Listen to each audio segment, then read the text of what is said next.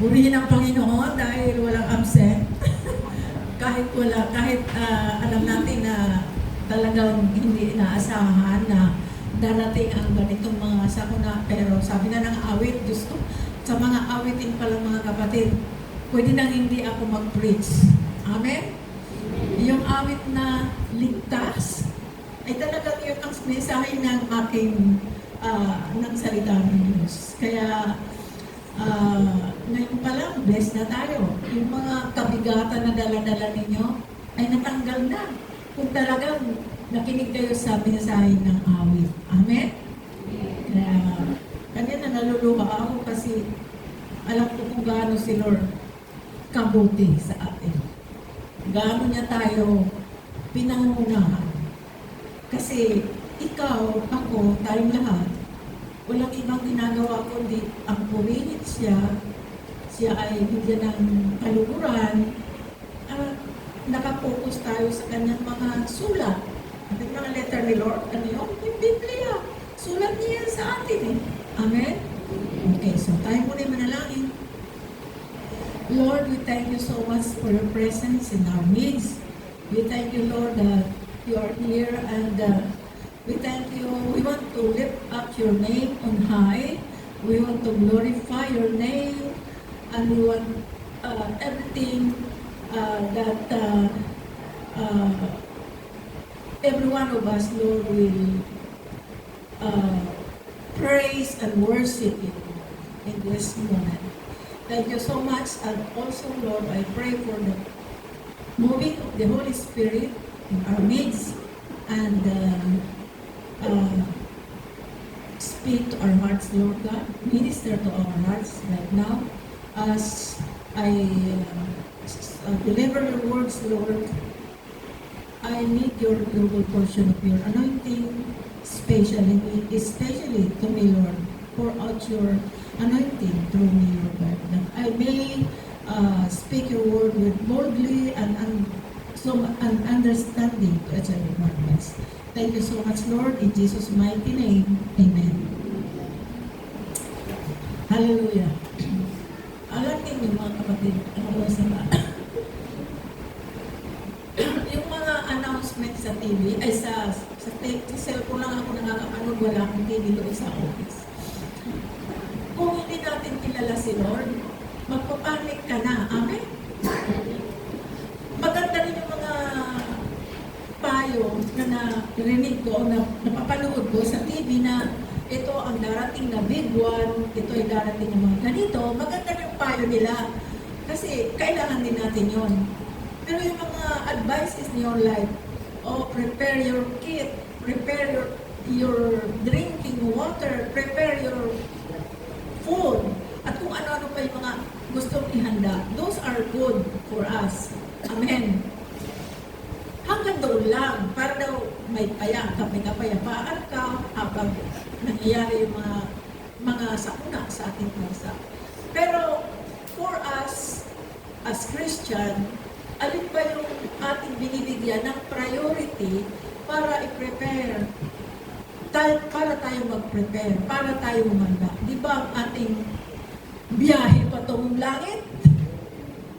Amen ba? Amen. So yun ang ating priority, to prepare our hearts to have a deep relationship closer to God. Kasi mamatay ka man, mamatay man ako, kung kilala ko si Lord at ako ay kabilang sa kanyang mga anak, wala akong dapat may katakot. Hindi ako pupunta sa impyerno. Pupunta ako sa langit. Amen? Ganyan din ang. Kaya huwag kayo matakot mamatay. Dahil kay Kristo, may buhay. Amen? Kay Kristo, there is life. No? In this world, there is hopeless death. Dami kawawa ang tao talaga.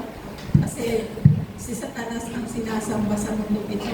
Pero when the time we worship and praise the Lord, hallelujah, God will lift up us. Sabi nga doon sa pinasa natin kanina, praise God, hallelujah. Sabi. Alright.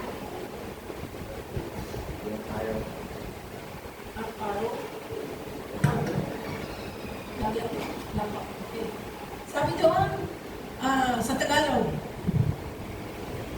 siyang naghahangad ng pagkukup ng kataas-taasan at nananatili sa pagkalinga ng makapangyarihan at makakapagsabi kay Yahweh, Moogod kanlungan, ikaw ang aking Diyos, ang Diyos na tanging kong pinagtiwalaan.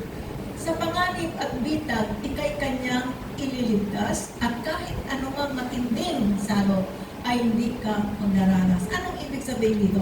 Alam mo, tatlong karakter meron dito eh. Yung narrator or the psalmist, yung believer, at ang Panginoon. Amen.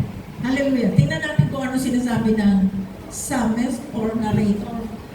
Siyang naghahangad. Ibig sabihin, yung nanais, yung nagde-desire na kupkupin, o sabi sa English, he who dwells in the secret place of the Most High. Kayo ba'y, are we desiring to be with God? Amen. Siyempre, yun ang talagang priority natin.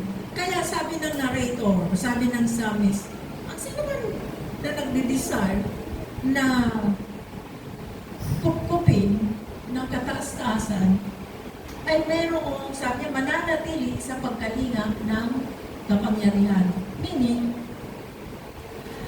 we Christian na nagde-desire sa makarating tayo sa kataas-taasan, spiritually, kasi our title pala ay God's spiritual and physical protection and promises.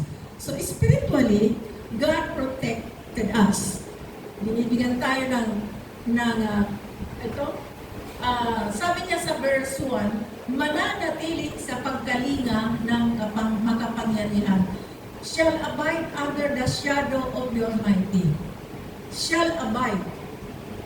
Nakakita na kayo na may kasama ka, tapos naglalakad ka, lalo na yung hindi pa dumarating ang 12 noon. Pag naglalakad kayo, pag tinignan mo yung likod mo, may anino. Amen? The shadow. Ngayon, kung ikaw ay mawala doon sa anino, ay hindi ka malapit. Malayo ka sa kasama mo. Amen? The point is, ang gusto ng Diyos, maging closer tayo sa Kanya. Manatili tayo sa Kanyang shadow. Shall abide in the shadow of the Almighty. Kailangan huwag kang lalayo kasi ang point dito, closeness kay Lord. Amen? Closeness. Pag, talaga yung pagkalapit o pag closer or closer to God. Pero alam niyo, ang sa pagiging closer to God ay hindi basta-basta. Kasi ang daming temptation sa mundong ito. Amen? Pero doon natin mapapatunayan how the Christian o tayo na makikita natin sa sarili na tayo talaga ay nakatuon sa Kanya. Kasi nararamdaman natin spiritually na we are protected by our Lord. Hallelujah. Katulad nito. Ngayon, alam ko, hindi naman talaga mawala sa atin yung pagkatakot. Kasi we are in a physical world. No? Hindi mawawala. Pero kung ating bigyan talaga ng focus ang Panginoon at ating angkinin or if we declare or we claim the promises of God, ano dapat natin ikatakot? Hallelujah. Alam mo, mapalad talaga tayo na nandito ngayon. Kahit sino man ngayon ka pa lang, may mensahe si Lord sa atin. Na ito ang panahon na talagang grabe, no? Grabe na ngayon ang panahon. Hindi katulad nung dati na kahit saan ka maglakad, walang mangyayari sa'yo dahil wala pang mga masasamang tao. Hindi katulad ngayon na maraming isip ng tao para lang kumita, para lang magsamantala. Kaya wala talaga gagawin ang Kristiyano kundi ang maging closer to God. So kaya kailangan manatili tayo sa Kanyang shadow. Hallelujah. Okay. At ito yung sinabi, kasi yung first one, Yan yung sinasabi ng psalmist or narrator na kung sino gusto na manatili sa kapangyarihan ng Diyos. O ito yung sabi ng Kristiyano. Ano sinasabi natin sa Kanya if we want to be with God? Ano sinasabi natin sa Kanya if we want to abide in His shadow? And the Christians say, I will say of the Lord, He is my refuge and my fortress. My God, in Him I will trust. You see? Di ba, yan ba ang sinasabi mo sa Panginoon? Every time na mayroon tayong mga pagsubok, ang ating unang ginagawa, our first steps, no, para doon sa mga answer ni Lord, ay sasabihin natin, Lord, kailangan kita. Lord, kailangan ko ang iyong protection. Lord, kailangan ko ang iyong gabay. Di ba? Yun ang priority. Yun ang laging umuusal sa ating mga bibig bilang mga Kristiyano. Amen? Pero tingnan mo ang mundo. Pag may mga problema, kung saan-saan nakakarating para humanap ng solusyon sa problema nila. Samantala, kung iyo lang kilalanin o manatili ka sa Kanyang shadow, the Lord will provide everything, spiritually and physically. Hallelujah! Naranasan na siguro ninyo na walang-wala ka talaga. Pero may nung manalangin ka at tinawagan mo ang Panginoon, tumawag ka sa Kanya, hindi mo inaasahan, may answer si Lord. Nangyari na ba yan sa inyo? Sabi lang kayo ng amen. Hallelujah! Sabi ito kasi may telepono ang Panginoon na binibigay sa atin. Sino nakakaalam ng telepon ng Lord para gamitin natin? Mayroong telepono. Ano? Ano yun? Ha? Okay, maliban sa prayer. Wala tuloy sa isip ko. Jeremiah 33, verse 3. Yan ang telepon natin kay Lord. Call unto me, and I will answer thee, and I will show you the great and mighty things which you do not know. Tumawag ka sa akin, at ako'y sasagot. At ipapakita ko sa iyo ang mga bagay na hindi mo alam. Amen! Kasi alam na natin hanggang bubong lang, hanggang dyan lang. Pero ang alam ng Diyos, galing sa Kanya ang answer, kaya narinig niya tayo. Kung talaga sa puso natin, naroon si Lord sa ating buhay. Hallelujah! Hindi lang tayo ang inaayos ng Panginoon eh.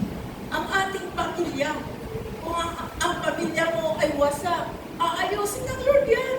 Ang importante lang, ang solusyon lang ay yung lumapit tayo sa Kanya, shadow, amen, maging come closer to Him talaga for us to be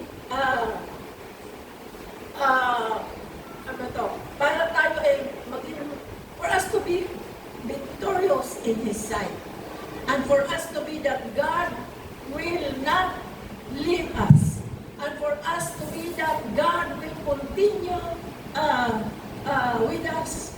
Hallelujah! Yun ang kailangan natin is si Lord. Kailangan natin ang Panginoon.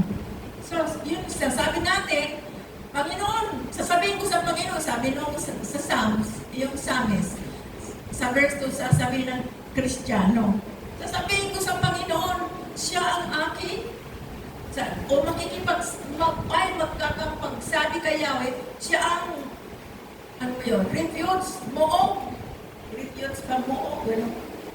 At kanlungan, fortress, hallelujah. Saan ka makakita ng mga kanlungan? Na kung lumindol, ay pati yung nilagting at kinakanlungan mo ay nawawasak din. Amen? Samantala ang kanlungan na hindi nasisira, walang iba kundi ang ating Panginoon. Sabi ng mga tao, okay, lindol, bagyo, baha, may mga shelter, may mga puntahan ng mga tao, dito muna kayo, sama-sama kayo. Ay inabot din ng tubig, inabot din ng baha. Nung momento ay nag-iba din. Wala rin mangyayari. Amen. Pero kung nandoon ka, Kristiyano ka, hindi ka naman mapapano, hindi ka naman mapapano. Dahil God is there with you. Sabi nga ng ating pastor, as sinabi sa Biblia, doon sa Ark of the Covenant, wala na doon yung presence. Wala na kasi ang Ark of the Covenant, diba? Nasaan napunta? Nasa atin. Hallelujah. Tayo, we are the temple of the Holy Spirit. Kaya kahit saan ka man na magpunta, God is with us. Hallelujah. Naalala ko yung panahon ni Noah. Okay. Sa panahon ni Noah, ilang years si Noah na nag-build ng ark na pinagtatawanan ng mga tao? 120 years ba? How many years when Noah built the ark? Doon pa sa tuktok ng Mount Ararat. Kaya ang mga tao, pinagtatawanan siya. Hindi nag-isip ang tao na baka may dumating na baha at papunta doon. Hindi yan nag-iisip, hindi iniisip ng tao. Kasi ang alam na nila, imposible pupunta ng baha, sinong papadalhin mo? So, eto na nangyari. Dahil si Noah ay obedient kay Lord, hallelujah, pero nag-sacrifice din talaga siya sa paggagawa ng ark, di ba? Ganon din tayo, mga kapatid, yung sacrifice na yun, sacrifice talaga yan natin. Talagang doon tayo sa proseso. May sakripisyo, may blessing, may wala. So, dadaan tayo sa proseso dahil mayroong goal ang Lord sa ating buhay. So, anong nangyari? Nung dumating ang baha, anong ginawa ng mga tao? Ang mga tao lumapit sa kay Moses, kay Noah, naglalanguyan pa kasi ang tubig nandoon na sa ibabaw ng Mount Ararat. Ng tubig nandoon na sa sabi niya ang mga tao, Noah, papasukin mo kami. Di ba? Anong sagot ni Noah? Wala akong magagawa kasi hindi ako ang nagsara ng pintuan ng arko. Sino nagsara? Si Lord. Amen? Mga kapatid, tingnan na lang natin. Kaya pag dumating ang pagsubok sa buhay natin, ang patay, hindi na yan magkakapagsabi na, Lord, patawarin mo ako. Alam mo, nung ako'y Katoliko, ang ginagawa ng mga Katolik, kasama ako dyan eh. Pag may patay, anong ginagawa? Dinadasalan. O si Juan, makaakyat sa langit. O kung ano-ano pa mga panalangin para umakyat yung patay sa langit. Samantalang ang kailangan ng tao, habang buhay tayo, kailangan nandoon na yung ating assurance of salvation. Hallelujah! Amen. Ako naman, ang umpisa ko, amen, kayo naman, hallelujah. Kasi si Pastor pag nag-conference, hallelujah. Ang sagot natin, amen. Ako naman, amen. Sabi naman, hindi kayo makapagsagot ng hallelujah. Pero walang problema dyan. Kasi alam ng Lord yung puso natin. Glory to God. Okay, so, ganyan po ang mga nangyayari sa buhay natin. Siya ang ating muog at kalungan. Sino ang may sabi niyan? Hindi. Tayo. Tayo ang may sabi. Sabi doon sa ano? I will say of the Lord, He is my refuge. Kasi tatlong karakter ang mayroon dito. Ang narrator or the psalmist, ang believer, and ang Panginoon. Okay. Let's continue. Eto pa. Kung ating itutuloy, halos ganun din ang mangyayari. Yung verse 1 and 2 ay napakahalaga. Okay. Dito sa verse,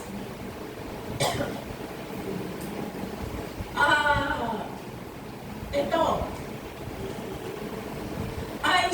He shall cover you with His feathers. Sino nagsasalita dito? He shall cover you with His feathers, and under His wings you shall take refuge. His truth and shall be your shield and buckler. Sino nagsasalita? Ay di ang psalmist. Alam nga naman ka na tayo. Sina-challenge tayo. Ini-encourage tayo dito, no? Na He shall cover you. Ini-encourage tayo na ang Diyos ang siyang mag-cover sa atin. O lulukuban kanya sa lilim ng kanyang malapad na tapat. Sabi nung psalmist, o sabihin natin narrator, sino ang kinakausap? Ay di tayo. At sino yung gustong i-encourage tayo? Di ba si Lord? So, imagine mo nga yung inahin manok. Di ba pag inahin manok yung dami sisiyo? Amen? Sabi mo, hallelujah. Amen ako, hallelujah naman kayo. Pag yung inahin manok, ang dami niyang mga sisiw. Naglalakad yung inay, mga sisiw yan. Ay nakita yung ano ba yung bird na uwak pa yun? Uwak. Ay siyempre, yung uwak, para dakitin yung kanyang dakitin ang sisiw ng inahing manok. Anong ginagawa ng inahing manok? Lahat, binuko pa yung kanyang pakpak para nandoon ang mga sisiw. Now, ano ang idea dito? We are covered by the wings or the spirit. We are covered. Kaya nga, sabi ng Bible, under His shadow. Amen. Kaya pag malapit tayo kay Lord, sino mangangahas na sirain ang Kristiyano? Kasi nandoon na tayo sa Kanya. Hallelujah. Praise God. Ano ba? Sa ano pa mang darating na salot, pagkagat ng dilim sa pagpuksay, wala kang takot sa araw man dumating. Kahit na mabuwal sa iyong harapan ang sanlibong tao, sa iyong paligid ang bilang ng patay, maging 10,000, di ka matatakot at natitiyak mo hindi ka maano. Ikaw ay magmamasid at sa panonood mapapatunayan iyong nakikita taong masasamay pinaparusahan. Ay Diyos ko. Kaya ba natin habang andyan yung mga tao pinarusahan, dyan nagkasalan sana yung mga tao na matay na mamuslim? Kaya ba natin yun? Literally. No? Nung ang sample dito, yung nakatakan yung lockdown. Uy, may lockdown ngayon. Yung COVID. Remember COVID-19, 2018 ba yun? Alam mo, ang daming mga tao sa buong mundo ang nag-repent. Ang yung tinatawag na ang impact sa buong mundo. Maraming lumapit sa Panginoon. Hallelujah! Many people come to God, close to God, repent their sins. Kasi takot sila na mamatay. Pero ano kaya, yung mga nag-repent noon, nagpatuloy kaya hanggang ngayon? Kaya yan ang attitude ng Kristiyano. Pag may mga pagsubok, may mga warning, may mga sinasabi na, eto, may mangyayari. Ang Kristiyano, ang tao, luluhan, Panginoon, patawarin mo. Puno ang mga simbahan. Amen ba? Gaya ba natin? Tayo ba ganyan dati? Kung hindi ka pa naabutan, kung ikaw ay naabutan ng lockdown, yung 2018, at ikaw ay mananampalataya, wala tayong ibang pinupuntahan, kundi ang shelter ng Lord. Dito. Amen. Hallelujah. Glory to God. So, those are, yung nangyari na yun, kaya doon sa COVID-19 ba yun, grabe ang mga tao globally ang lumapit sa Panginoon. Pero ang tanong, sila kaya ay hanggang ngayon talagang continuous ang kanilang relationship sa Panginoon? Okay. So, tingnan natin. Sabi sa Timothy, sa Timothy kasi ito talaga ang nangyayari ngayon. Ano ang mga nangyayari ngayon? Ngunit alamin mo ito, na ang mga huling araw, darating ang magulong panahon. Ito ay sapagkat ang tao ay magiging maibigin sa kanilang sarili, mga maibigin sa salapi, mayayabang, mapagmalaki, mamumuso. Ano yung mamumuso? Okay? Masuwayin sa mga magulang, hindi makapagpasalamat, hindi banal. Sila ay walang pag-ibig, hindi mapagpatawad, mapanirang puri, walang pagpipigil sa sarili, mabagsik, hindi mapagmahal sa kabutihan. Sila ay mga taksil, mga hindi mapigil at mga mapagpalalo. Iniibig nila ang kalayawan kaysa ibigin nila ang Diyos. Sila ay may anyo ng pagka-makadiyos, ngunit ipinagkakaila ang kapangyarihan nito. Iwasan mo ang mga taong ito. Ayan po ang sinasabi ng Biblia. Hindi lang tao. Kasi ang tao po nagsabi ng ganyan, nabasa nila ang Biblia. Ganun tayo, sinasabi natin sa ating kapwa na ito ang mangyayari. Praise God! Hallelujah! So, kailangan ang protection talaga ng Lord ang ating kailangan. Sabi sa Matthew 24, verse 6-13, makakarinig kayo ng mga labanan at makakabalita ng mga digmaan sa iba't ibang dako. Ngunit, huwag kayong mabahala dahil talagang mangyayari ang mga iyon. O ayan na, mga kapatid, yung mga ngayon nangyayari, mangyayari talaga. Kaya huwag mong sabihin kay Lord, pigilin mo na, Lord, huwag mo, pigilin, manalangin ka lang kay Lord na, Lord, iligtas mo kami. Alam namin na mangyayari talaga yan, di ba? Mangyayari ang mga iyon, bagamat hindi pa iyon ang katapusan ng mundo. Maglalaban-laban ang mga bansa at gayon din ang mga kaharian. Magkakaroon ng takutong at lilindol sa maraming lugar. O ayan, malinaw ang sinasabi ng Biblia.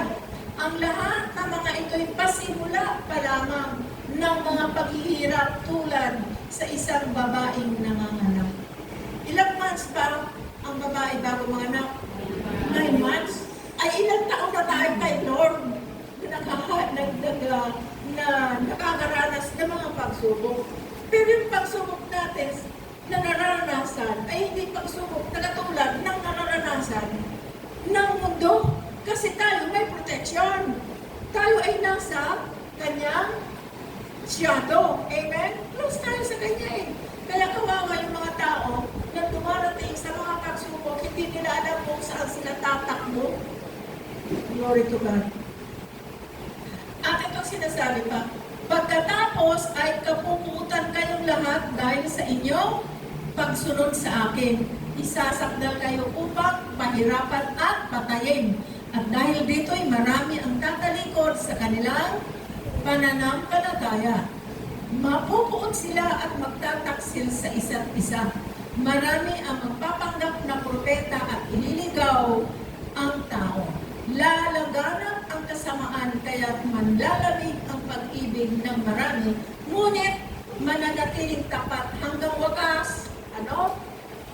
Siya ay maligtas. So, anong ibig sabihin nito, mga kapatid? Hindi tayo exempted sa mga trials, hindi tayo exempted sa mga persecution, sa mga pag-uusig, sukdulan, patayin ka pa ng mundo.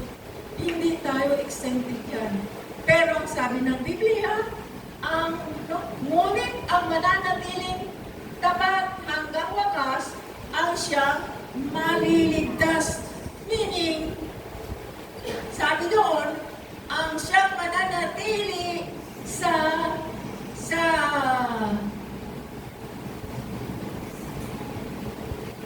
I will set him on because okay, sabi doon sa verse 1, ang mananatili hanggang wakas ay siyang malaligtas.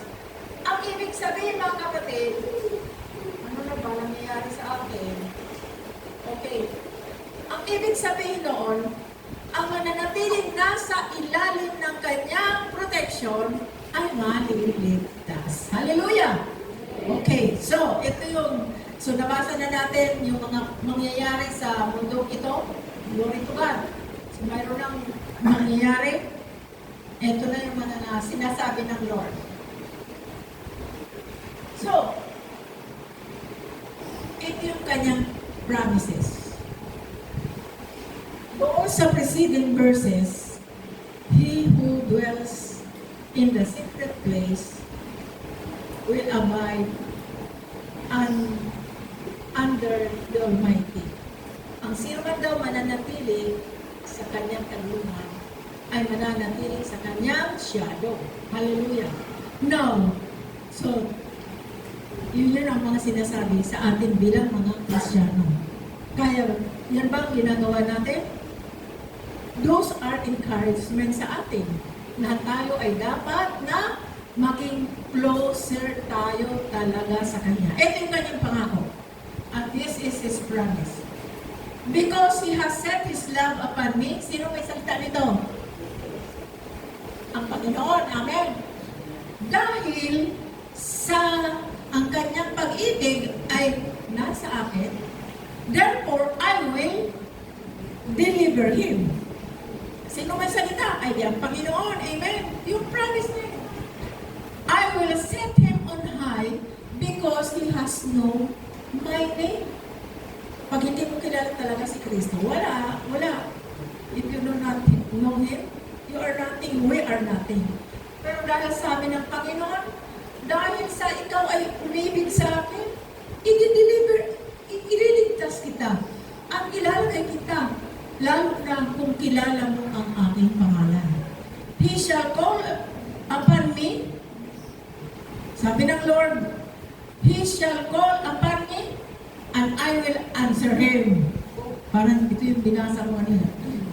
Call upon me, and I will answer you, and I will show you the great and mighty things which thou knowest not. Telephone number kay Lord, Jeremiah 33, verse 3. Tandaan nyo yan. I-memorize nyo yan. Kahit saan kayo pumunta, sa ilalim man kayo ng kuweba mapunta, kung nasa ilalim man kayo ng tubig mapunta, ilagay nyo sa isip nyo, Lord, call unto me, sabi ng Panginoon. Hallelujah. So, He shall call upon me, and I will answer him. I will be with him in trouble. I will deliver him and honor him. Alam ba niyo, naalala niyo si dalawang Hebrew? You remember the two Hebrew children? Sino yun? The two Hebrew children na inilagay sa horno. Anong pangalan niya? Si Shadrach and Meshach. Dahil si Shadrach and Meshach ay dinurinig ay kay Lord sila, sabi ni Nebuchadnezzar, nung haning ni Nebuchadnezzar, itapon mo yan doon sa horno. Kasi ang gusto ni Nebuchadnezzar, sabay siya. Ay yung dalawa, ay ayaw sumama sa kanya. Itinapon sila doon sa horno. Ngayon, ano nangyari? Kaya nga pinag-usapan natin yung I will be with him in trouble. I will deliver him and honor him. Nung makita ni Nebuchadnezzar yung horno, akala patay na. Alam mo kung ano nakita? Kasi yun yung sa Book of Daniel. Naglalakad po yung dalawang Hebrew children. Ni buhok, hindi man lang nasunog. Amen. At hindi lang dalawa pag nakita. Ilan na sila? Tatlo na. At sino yung kasama? Si Lord. Palapakan muna natin siya. So the Hebrew children, kailanman hindi sila namatay. Akala nung hari, patay na yung dalawa. Kaya pati buhok, hindi pa lang nasunog. Grabe talaga si Lord mag-protect sa atin. Grabe ang Lord pag pinotektahan niya tayo. Kung yung dalawang children ay pinagtagtahan niya doon sa horno kung umaano yung apoy. Grabe. Hindi lang dalawa na doon, naging tatlo na sila. Hallelujah! Because God is with them. Sinamahan sila. Eh, yung ba may kaibahan ba noon sa atin? May kaibahan ba? Wala! Pareho lang! Hallelujah! Tayo ay nasa pagsubok, wala nga tayo sa horno, pero nasa proseso tayo ng mga pagsubok, mga kahirapan, at kung ano-ano pa mga problema sa mundong ito na kinahaharapan natin. Pero sabi nga, I'll give you peace. Kasama mo ako. Kaya ako, kwento ko lang sa inyo. Nung mabasa ko yung Facebook na maghanda kayo, nawala sa isip ko. Pati anak ko, napigyan ko pa ng message, anak, tuta naman yung ipinaupahan ng bahay doon sa Antipolo ay kaalis lang. Sabihin mo na doon na muna kayo. Sabi ko sa kanya, doon na muna kayo. May parating na ganito, may parating na lindol. Sa sobrang, pag-alala sa anak ko, pamilya niya. Kasi dito sa Manila, doon sa Taguig ba yun? Yung Cambridge, condominium. Nasa 7th floor sila nakatira. Ay, imagine yung 7th floor pag hindi yan doon. Aba, ini-imagine ko, baka pag natumba yung Diyos ko, kawawa yung mga tinanong dinadaya na ako ng kaaway. Sabi ng anak ko, sige mama, pag-usap pa namin. Alam mo, nangyari, natatawa ako na.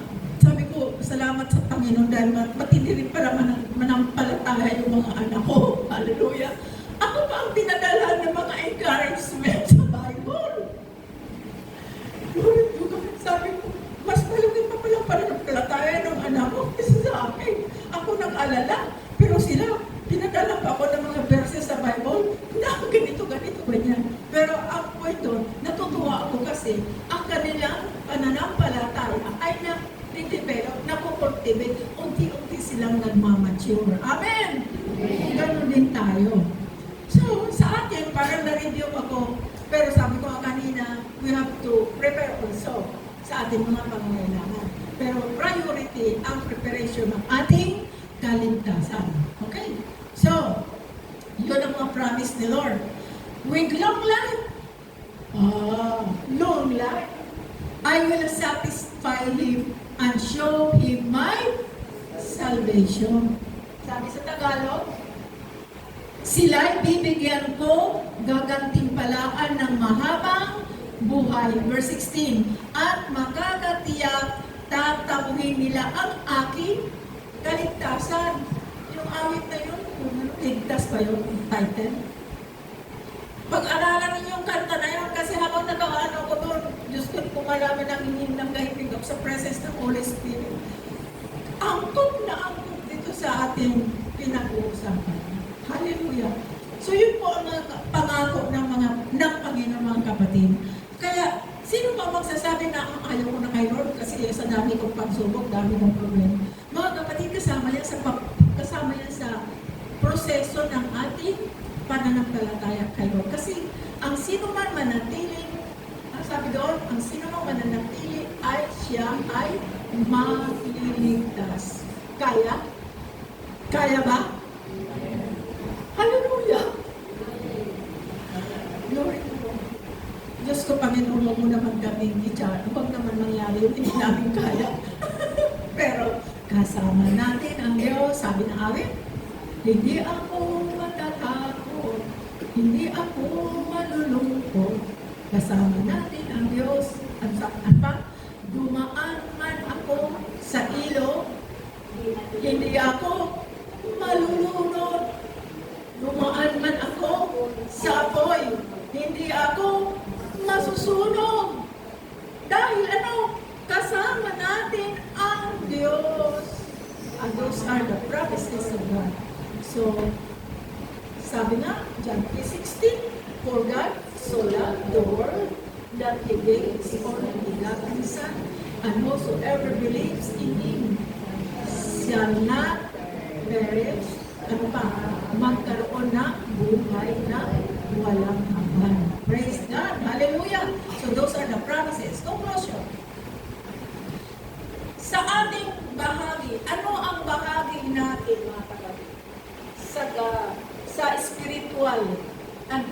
physical protection ng Panginoon. Number 1 ay talaga ang panalangin. Lagi natin ginagawa at yan, prayer, maging prayerful tayo. Number 2, get closer to Him, abide in Him. Kailangan sumunod tayo sa Kanya. Sabi ko, He that dwelleth in the secret place of the Most High shall abide, ay mananatili sa Kanya. So, we have to cultivate our faith.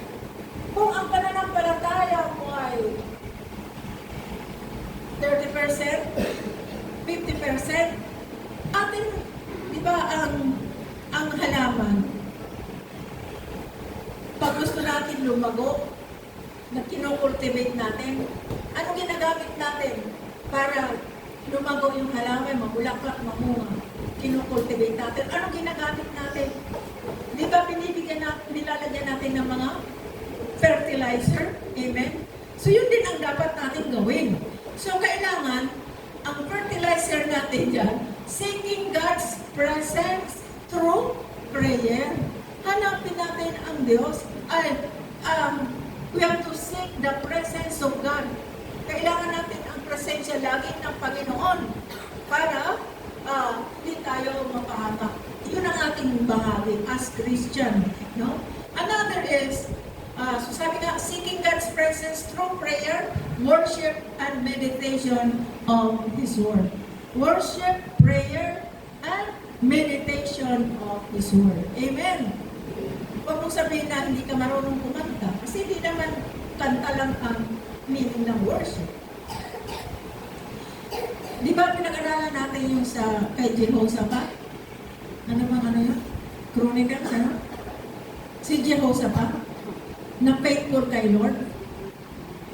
Si King Jehoshaphat. Na si Jehoshaphat ay paparating yung mga kalaban. At napakarami ng kalaban. Samantalang, si King Jehoshaphat ay yun lang. Ano ang ginawa ni King Jehoshaphat? Nag-set siya ng mga worshiper. Amen? Mga tagasamba, kumanta, umawit sa Panginoon. Walang ginawa kundi umawit lang sila sa Panginoon. While the Lord is gumagawa naman doon sa mga kalaban. Sino ang kalaban? Mga kalaban ni Jehoshaphat? Wala naman sila doon. Sila mismo ay naglaban-laban, nagpatayan. You see kung gaano si Lord katindi. Gaano katindi ang protection niya sa kanyang mga anak. Nag-praise and worship lang ang mga kasama ni King Jehoshaphat. The only yung nag-meditate, nag-worship, nag-praise and worship lang. Kaya, nung pumunta na sila doon sa area, sa place ng war, ayun, patay na yung mga tao. Sino kalaban? Sila mismo ang naglaban-laban para magpatayan. You see how God is good for us? Amen ba? Amen. Maraming bagay, mga kapatid, na mararanasan natin kung paano si Lord magprotekta sa akin, sa iyo, sa ating lahat. Glory to God. And number 4, trust God's sovereignty. Pag sinabing sovereignty, He is the supreme. Wala nang iba pa doon. Yung sovereignty ni Lord, yung kanyang kapangyarihan, He is sovereign. Sabi na, kailangan kataas-taasan, Diyos na kataas-taasan, Diyos doon ngayon at magpagkailangan na hindi lang babago. So yun ang kailangan natin. And then, of course, para makasumpong tayo ng comfort, basahin ang salita ng Diyos. So, isa sa mga kumukomfort dito sa akin, yan yung Psalms 91. Sabi nga may awit yan eh. He that dwelleth in the secret place of the Most High shall abide under the shadow of the Mighty. Taas. Okay. Sabi doon, sabi baba ko, He He that dwelleth in the secret place of the Most High shall abide under the shadow of the Almighty. And I will say of the Lord, sabi, He is my refuge and my fortress, my God in whom I will trust. Di ba? So, kanta yan eh. Pero may mga bagong version na yan na tulong ngayon. So, mga kapatid, yan po ang sinasabi. So, sa God's part, dwell in the shelter. Making God our permanent. Nasa permanent place tayo. A place of safety and security. Secure tayo doon. Yung lugar. Kay Lord, secure tayo. Protected tayo.